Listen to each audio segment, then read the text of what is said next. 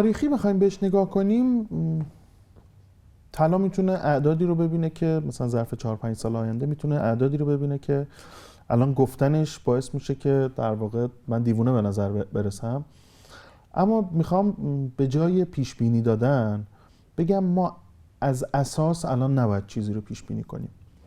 ما اقتصادیات بین دو سر یک طیف در رفت آمدن. بعضیا معتقدن که اقتصاد رو با مدل سازی و استفاده از ریاضیات میشه پیش بینی کرد.